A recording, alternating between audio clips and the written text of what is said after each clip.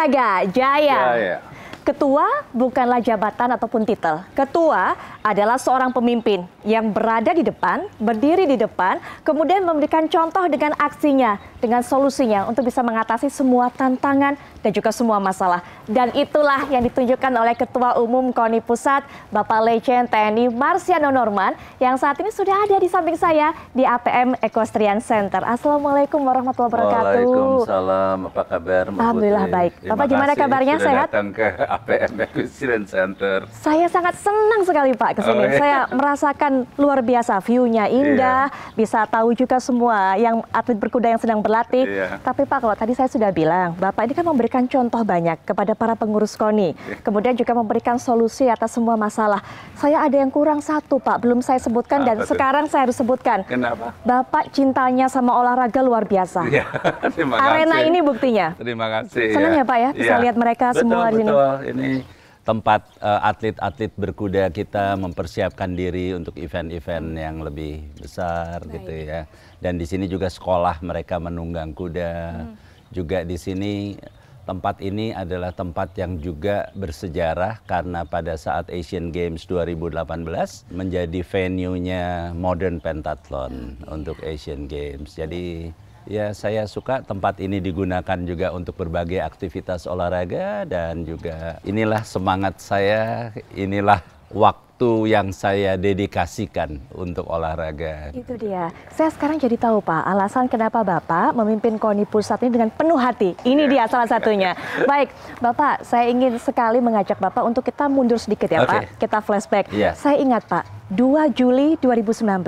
Saat itu Bapak mendapatkan tugas, mandat, ataupun juga kalau saya bisa bilang kepercayaan menjadi Ketua Umum KONI Pusat. Tapi jujur saja Pak, ketika Bapak menjabat sebagai Ketum KONI Pusat pada saat itu, PR-nya numpuk Pak. Betul. PR-nya luar biasa. Betul. Saya bisa bilang dari masalah internal, ada citra KONI. Dan mohon maaf sekali Pak, tapi ngapunten saya harus bilang, masalah finansial KONI. Betul kan Pak? Bagaimana Pak pada saat itu? Pada saat itu sebenarnya begini ya, saya berpikir saya sudah memimpin taekwondo 2 periode, masa bakti saya sudah habis. Kemudian saya juga sudah purna bakti dari Kepala Badan Intelijen Negara. Pada saat itu saya hanya menghabiskan waktu saya untuk keluarga dan di sini melihat atlet-atlet berlatih nih.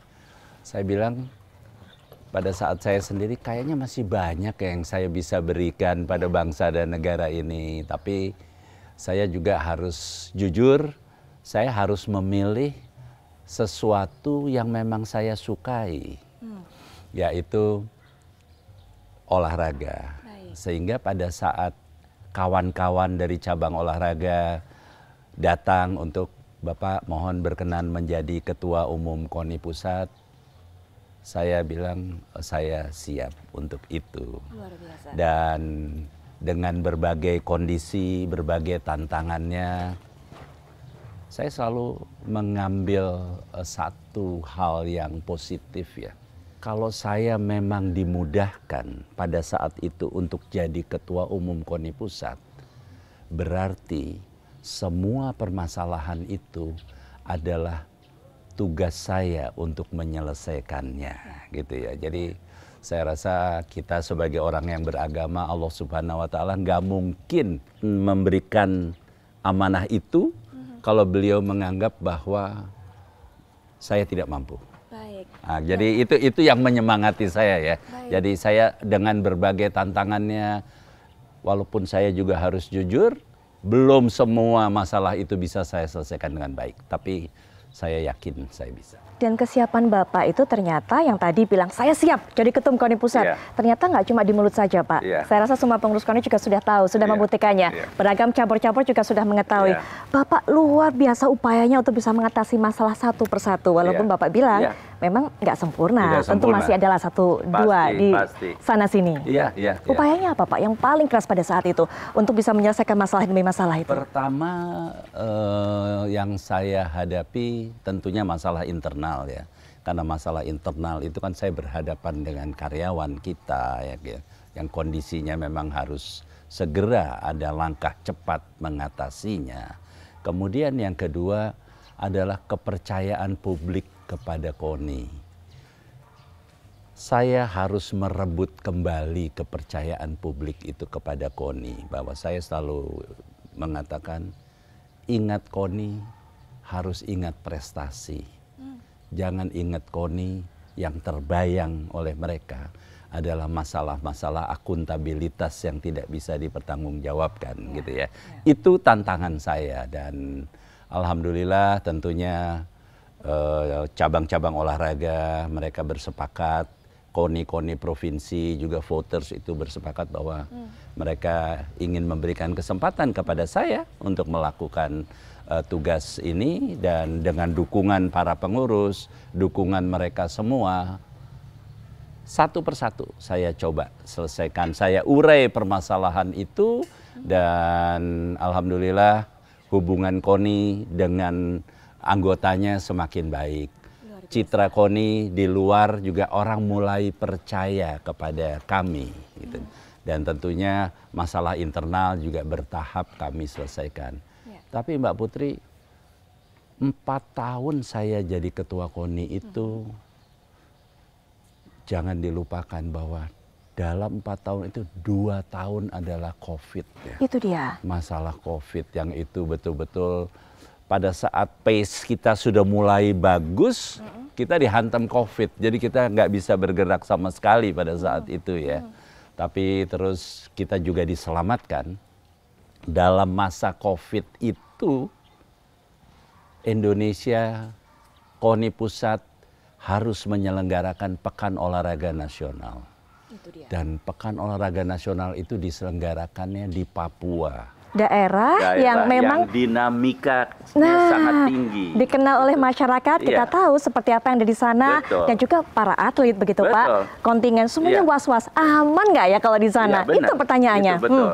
Jadi saya harus meyakinkan begitu Bapak Presiden juga memutuskan Pekan Olahraga Nasional di Papua itu harus berjalan, tidak ada pilihan lain. Pertama, saya harus yakinkan KONI-KONI provinsi yang membawa atlet dari 34 provinsi itu untuk mereka yakin bahwa situasi di Papua itu terkendali dengan baik. Yang kedua, dalam masa COVID ini kita juga meyakinkan tuan rumah Papua maupun kontingen atlet-atlet yang mau berangkat ke sana bahwa prosedur penanganan COVID yang dilakukan oleh seluruh pemangku kepentingan dalam bidang kesehatan itu juga berjalan dengan baik. Karena apa? Saya juga nggak mau. Pertama, masalah keamanan. Saya yakinkan bahwa Panglima TNI dan Kapolri, Kepala BIN dengan jajarannya, mereka bekerja keras untuk menciptakan suasana itu nyaman bagi semua, gitu ya. Sehingga akhirnya mereka yang ragu, ada yang sempat tidak mau berangkat dan lain sebagainya, kita menata sedemikian rupa, akhirnya mereka berangkat ke sana. Dan ternyata tuan rumah juga ingin menjadi tuan rumah yang baik. Masyarakat Papua betul-betul buka pintu, mereka dengan ramah, dengan ini menyambut saudara-saudaranya dari seluruh Indonesia. Dan alhamdulillah itu berjalan dengan baik. Ternyata di masa COVID dengan penanganan yang baik, pertama, Pekan Olahraga Nasional itu berjalan dengan baik, yang itu menandakan bahwa Pekan Olahraga Nasional ini berjalan setelah Olimpiade di Tokyo. Ya kan? Jadi prosedurnya sangat ketat gitu. Kita lakukan dan PON ini berjalan dengan baik dan sukses, yang itu menandakan bahwa inilah kebangkitan bangsa Indonesia di masa yang sangat sulit. Kita bangkit dari masa COVID-19. Kita juga meyakinkan bangsa Indonesia bahwa Papua itu bagian dari Negara Kesatuan Republik Indonesia dan mereka saudara-saudara kita yang betul-betul ingin bersatu dengan kita semua. Sehingga saya katakan bahwa Pekan Olahraga Nasional ke-20 2021 itu adalah Pekan Olahraga Pemersatu Bangsa dan Pekan Olahraga yang menunjukkan kebangkitan bangsa Indonesia. Luar biasa.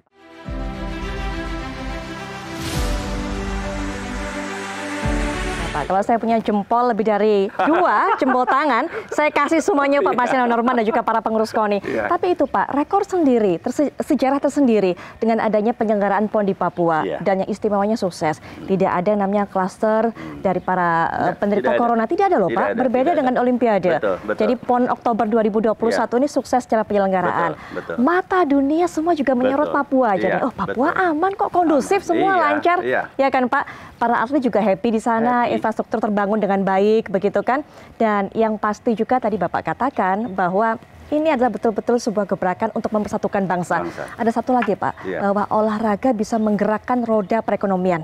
Jadi bayangkan Pak, berapa UMKM kemudian yang ada di situ bergerak. Semua hidup pada saat Pekan Olahraga Nasional, UMKM-nya luar biasa. Itu salah satu hal yang sukses di bawah kepemimpinan dari Pak Marsiano Norman. Termasuk juga Pak, pada saat pandemi, saat semuanya sedang turun, begitu kan, beberapa gelaran olahraga juga di-cancel, tidak bisa dilakukan, ataupun juga kalau ada diundur. Tapi KONI juga mengkampanyekan terus olahraga. Terus berolahraga. Itu jadi inspirasi juga buat masyarakat. Karena saya ingin, kalau kita terus berolahraga, kita bugar, tentunya itu adalah benteng yang terkuat untuk melawan penyakit itu, gitu ya. Jadi harus kita nggak boleh berhenti dan menunggu.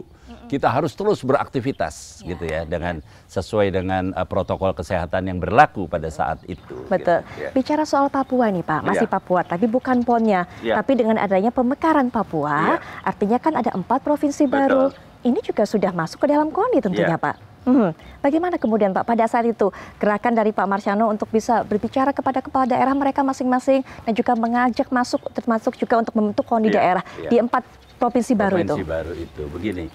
Jadi diawali pada saat saya mengikuti rapat terbatas yang dipimpin oleh Bapak Presiden. Kami melaporkan kesiapan Pekan Olahraga Nasional ke-21 Aceh Sumatera Utara tahun 2024. Ya.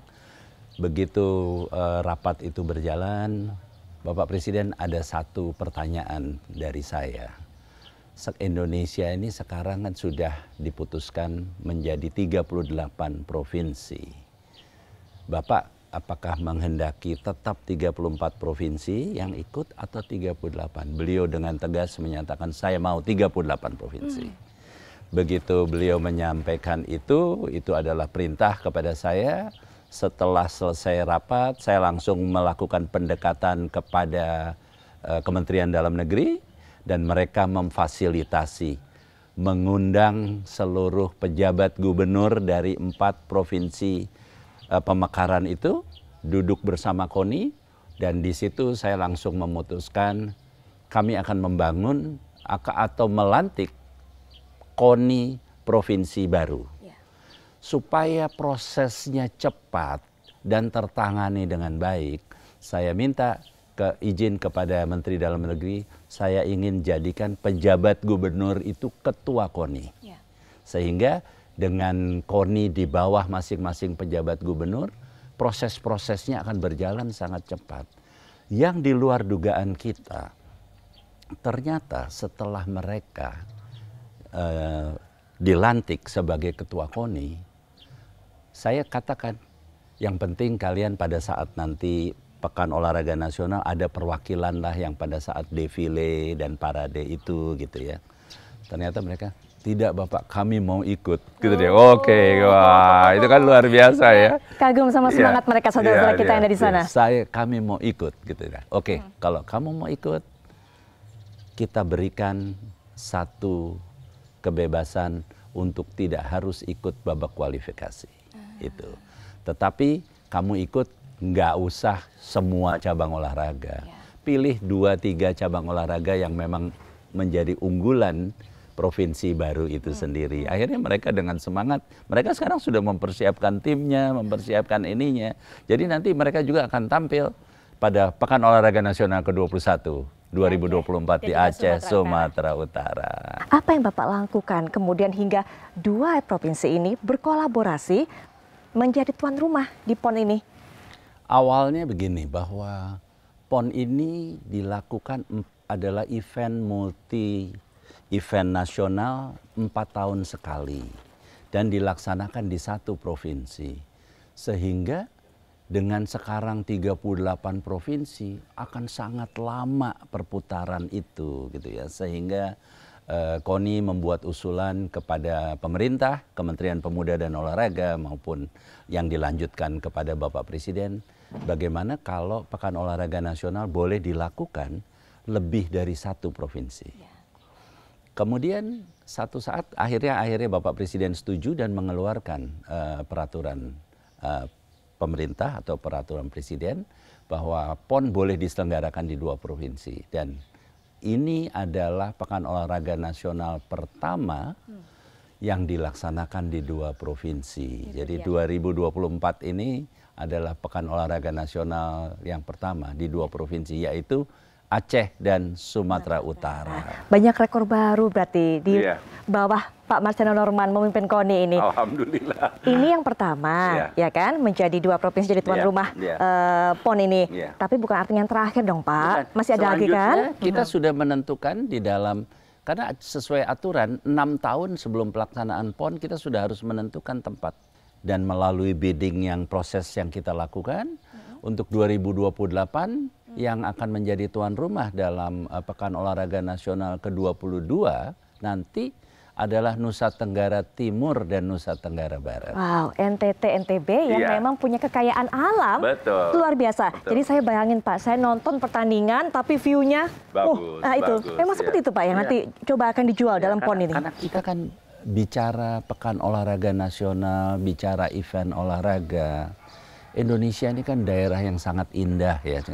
Kita harus juga berpikir bagaimana sport tourism itu bisa diimplementasikan. Sehingga dengan pemandangan-pemandangan yang indah, venue-venue yang di tempat bagus itu, kita gelar event olahraga, masyarakat juga akan datang ke sana menikmati indahnya Indonesia, melihat event olahraga itu gitu ya. Dengan demikian saya rasa kalau olahraga dengan pariwisata itu sudah semakin hari semakin menyatu, program pemerintah tentang sport tourism, program pemerintah tentang sport industry itu juga berjalan ya. Di samping olahraga jadi industri, kita juga mengoptimalkan peran dari UMKM kita untuk mereka juga bisa selalu hadir ya di dalam event-event olahraga itu. Kalau ini semua sudah berjalan baik, Mbak Putri, insya Allah olahraga itu makin hari juga makin maju, prestasi atletnya makin baik, orang tua tidak melarang anaknya jadi atlet. Betul. Karena masa depan dia juga. Bukan madesu, masa depan seram, bukan. Masa depannya cerah jadi atlet. Masa depannya cerah dan mereka bisa jadi tulang punggung keluarga dan Indonesia juga bangga karena prestasi mereka. Ya, jadi apa yang Bapak cetuskan juga sejalan, searah dengan desain besar olahraga nasional. Pasti. Karena kita ngomongin olahraga bukan cuma ngomongin prestasi, tapi ada perputaran bisnis di sana, perputaran ekonomi, ada juga masalah sport tourism. Iya. Kalau kita lihat ya, betapa event olahraga itu kalau dikelola secara baik akan menguntungkan semua pihak. Itu dia harapannya. Nah Pak, kalau tadi kan ada daerah baru, ya kan daerah Pemekaran, kemudian juga menjadi peserta baru juga di PON nanti berikutnya Aceh Sumut. Ini saya juga ingin tahu Pak, mengenai cabur-cabur baru yang akhirnya juga menjadi anggota baru dari KONI. Salah satunya kan yang akan saya singgung ini yang sangat populer di kalangan para remaja saat ini, e-sport, ya kan? Betul. Main game, tapi itu kemudian masuk kategorinya sebagai olahraga. Jadi e-sport itu kan kita harus melihat betapa banyak penggemarnya ya, sehingga jangan dilepas gitu ya. Dan e-sport ini berkembang, mereka kompetisi e-sport itu sudah mendunia ya di mana-mana. Oleh karenanya saya pada saat menjadi ketua umum KONI juga saya menerima e-sport sebagai anggota KONI. Setelah itu mereka kita berikan peluang melakukan eksebisi pada PON di Papua. Kemudian nanti pada PON di Aceh Sumatera Utara mereka sudah menjadi cabang olahraga yang dipertandingkan. Baik, gitu ya. Ada cabur-cabur lainnya juga Pak mungkin yang masuk pengakuan oleh KONI? Sama seperti selancar ombak. Selancar ombak atau surfing itu betapa banyak tempat surfing yang kelas dunia di Indonesia ini. Yang dicintai oleh surfer-surfer internasional yang datang ke kita. Tetapi pada saat itu mereka belum jadi anggota KONI. Karena anggota KONI itu kan ada ini persyaratannya, satu cabang olahraga itu minimal harus 16 provinsi, satu cabang olahraga ini sudah harus melakukan event-event ini gitu. Saya memberanikan diri memotong itu. Dalam arti kita terima dia sebagai anggota KONI, kita beri kesempatan dia untuk mengembangkan sambil berjalan. Gitu. Baik. Jadi jangan nunggu dia lengkap dulu baru kita masuk. Kalau gitu kita ketinggalan nanti. Mereka sudah ikut event-event internasional, mewakili Indonesia, tapi dia bukan anggota KONI, kan lucu. Nggak bisa. Jadi itu kita aturannya yang harus kita sesuaikan. Jadikan dia anggota KONI. Kasih kesempatan dia 2 tahun, 3 tahun untuk menata kembali supaya dia memenuhi syarat jadi anggota KONI. Cabur yang aktif oleh Pak Marsiano diberi kesempatan. Kalau cabur yang vakum, Pak? Nah, cabur yang vakum itu juga kita berusaha meningkatkan.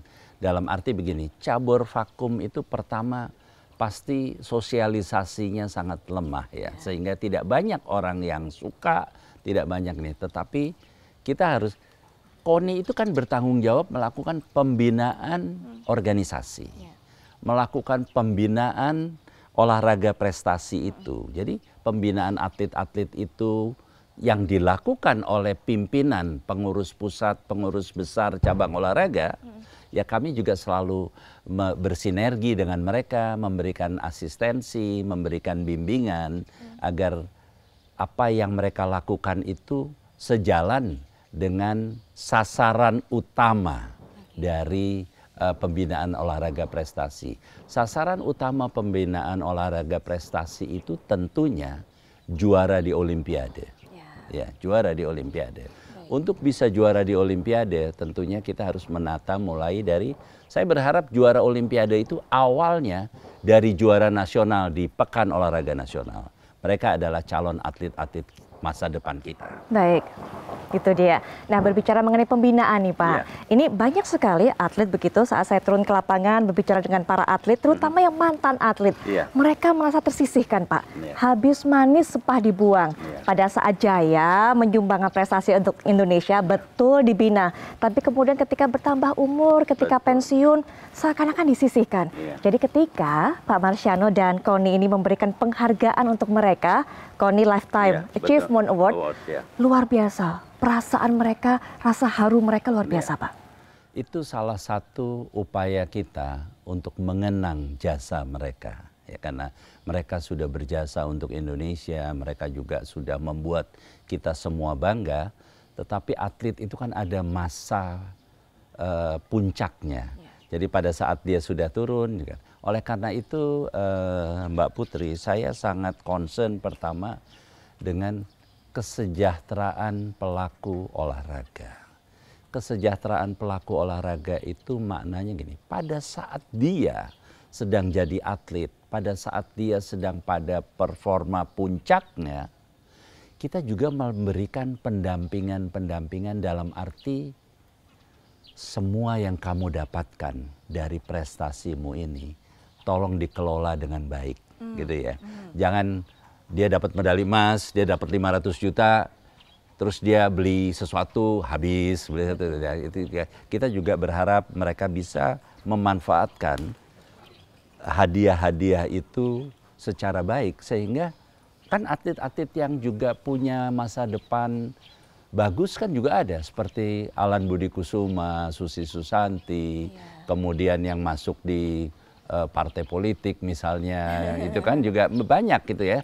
Tetapi kan persentasenya masih kecil. Betul, Pak. Yang besarnya masih banyak.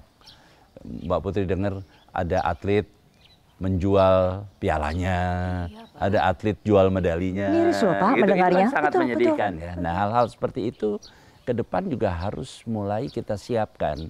Makanya kesejahteraan pelaku olahraga itu memikirkan pada saat dia sudah tidak jadi atlet, apa yang mereka bisa persiapkan kehidupannya dengan sebaik-baiknya. Ya, saya jadi ingat terbayang pada saat kemudian penghargaan itu diberikan kepada Tan Juho, kemudian Marsuki Nalapraya, bahkan yang menciptakan Mars Olahraga juga, almarhum Melky Guslow, Bapak berikan penghargaan juga, menghargai upaya mereka. Karena begini, kenapa Melky Guslow kita berikan penghargaan?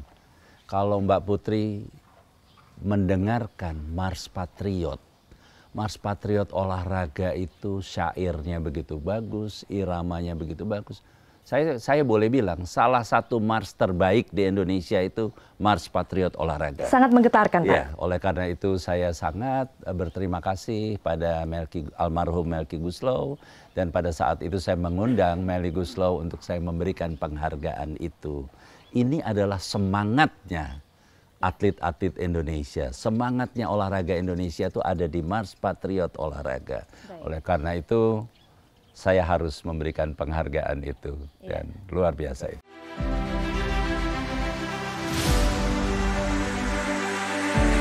Satu hal juga yang saya tangkap tadi dari cerita Bapak yang terakhir, bahwa Bapak memikirkan bagaimana para atlet yang saat ini masa jaya mengarungi masa depannya. KONI juga menyediakan beasiswa bekerja sama dengan kampus-kampus untuk membuat atlet ini bisa belajar, mendapatkan ilmu yang akan jadi bekalnya di masa depan.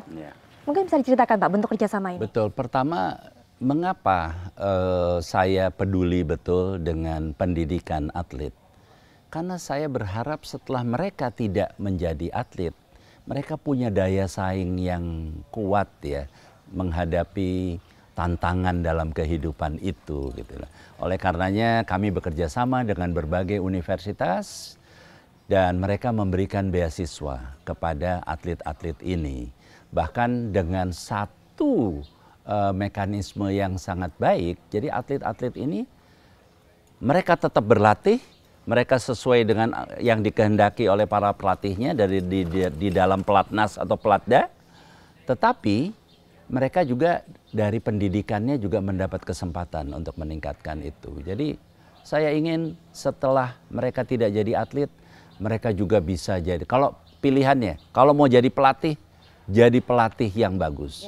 Kalau mau membuka sekolah olahraga yang bagus. Kalau dia mau jadi pengusaha di bidang alat peralatan olahraga juga mereka punya ilmunya gitu ya. Sehingga yang ada kita melihat betapa atlet-atlet kita setelah mereka tidak lagi mengikuti kompetisi-kompetisi itu, mereka juga menjadi orang-orang terpandang karena keberhasilannya di dalam menghadapi tantangan kehidupan itu. Gitu Mbak Putri. Harapan kita, karena namanya atlet kan punya mentalnya fighting spirit tinggi. Ketika berpadu dengan ilmu, nah itu. Jadi itu barang, Pak. Jadi itu barang. Baik, ya Pak, Pasca Norman, kalau kita sudah bicara mengenai masa depan atlet, masa depan KONI, Pak, bagaimana Pak ke depannya? Langkahnya apa yang dilakukan? Pertama, saya harus menyampaikan kembali bahwa dalam 4 tahun masa kepemimpinan saya di KONI 2019-2023, banyak visi misi saya yang belum bisa tercapai pada saat itu. Ya. Oleh karenanya, apabila Allah Subhanahu wa Ta'ala menghendaki, memudahkan proses pemilihannya, dan saya mendapat kepercayaan untuk kembali memimpin KONI untuk masa bakti 2023-2027. Yang pertama, saya selalu memimpikan, mengharapkan KONI itu menuju kemandiriannya. Jadi KONI menuju kemandiriannya itu berarti kita yang selama ini hanya berharap dan menunggu hibah dari pemerintah. Itu satu hari kita juga harus mengerti ya, bahwa pemerintah pun banyak hal yang mereka harus urus. Sehingga KONI pun harus berkontribusi meringankan beban pemerintah itu. Mudahnya gini Mbak Putri, yang selama ini kalau kita megang olahraga itu tangan kita di bawah. Yang kasarnya kita ketok pintu, kita minta sumbangan, kita ketok pintu. Saya bermimpi satu hari tangan kita di atas. Itu juga sesuai dengan ajaran agama, Pak. Ya, kita bisa memberi, kita juga bisa memberi. Karena apa? Karena kita mengelola olahraga ini secara profesional. Saya selalu bilang, orang di luar negeri itu bisa berjaya, kehidupannya sangat baik, karena olahraga. Kenapa kok kita di Indonesia ini seperti tikus mati di lumbung padi? Sangat ironis. Iya kan Mbak? Nggak bisa kayak gitu. Kalau itu terjadi karena kita kurang berinisiatif, karena kita kurang berkreasi, karena kita kurang berani melakukan terobosan-terobosan, karena kita sudah nyaman dengan tangan kita di bawah. Ya, itu yang harus kita terobos. Itu menjadi sasaran utama saya. Kalau saya dapat kepercayaan kembali, saya ingin bawa KONI cabang olahraga itu menjadi cabang olahraga yang mampu juga melakukan pendanaan. Pendanaan itu begini Mbak, kadang-kadang kita selalu berpikir yang mimpin cabang olahraga itu harus orang kaya. Itu kan kesannya kurang bagus ya. Tetapi ya beruntung kita kalau ada pimpinan cabang olahraga orang yang punya rezekinya bagus dan dia juga dalam status kehidupannya sangat tinggi, itu sangat beruntung. Tapi kan ada cabur-cabur yang juga nggak seperti itu gitu ya. Oleh karenanya saya berharap kalau mereka mengelola olahraga ini secara profesional, mereka meyakinkan mitra-mitra kita, pengusaha-pengusaha, badan usaha milik negara, badan usaha milik daerah, dan perusahaan swasta bekerja sama dengan olahraga secara profesional. Anda untung, kami pun untung. Gitu loh Mbak. Everybody happy. Ya, itu bakal panjang perjalanannya. Betul. Tapi kalau yang sekali karena kedekatan kita tolong sponsori ini, dia mau sponsori satu kali itu aja.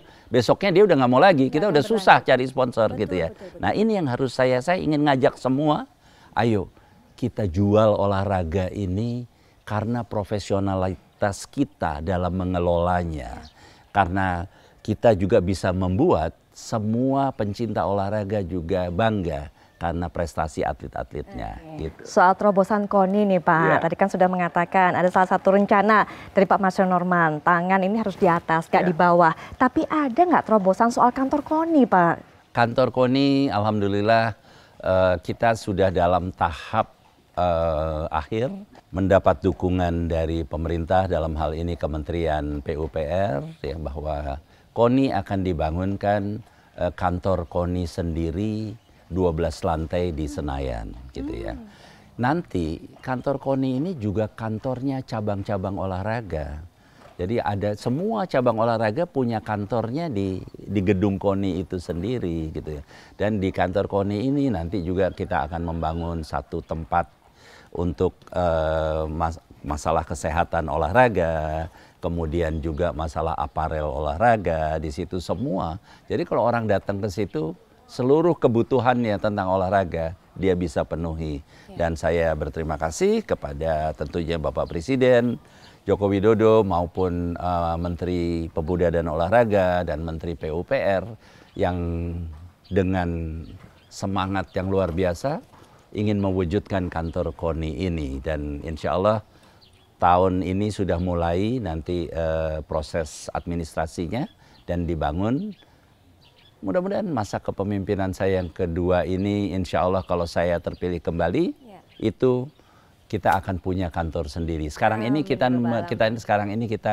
di kantornya GBK. Ya betul. Termasuk juga ya Pak, kalau nanti akan terus program-programnya pekan olahraga yang beragam juga berlanjut. Pekan olahraga indoor nasional, betul. Pekan olahraga bela diri nasional, termasuk juga pekan olahraga remaja nasional. Jadi kenapa kita ingin melakukan itu? Karena KONI ini selama ini hanya bertanggung jawab menyelenggarakan pekan olahraga nasional. Itu adalah multi event nasional terbesar yang selalu kita lakukan 4 tahunan. Tetapi atlet-atlet kita ini juga selalu hadir di dalam kejuaraan seperti World Beach Game gitu ya. Kemudian Youth Olympic gitu ya. Terus kegiatan-kegiatan yang bela diri, martial arts segala itu selalu hadir, tapi kita nggak punya di level nasionalnya. Oleh karenanya kita berinisiatif untuk melakukan pekan olahraga bela diri nasional. Sehingga pada saat atlet-atlet kita nanti hadir dalam event internasional yang untuk pekan olahraga bela diri, mereka sudah ada disiapkan. Dan juara-juara ini yang kita harapkan nanti berangkat ke sana gitu ya. Baik Pekan Olahraga Bela Diri, apalagi Youth Olympic. Kalau kita bermimpi untuk jadi juara Olimpiade, Mbak Putri, itu harus.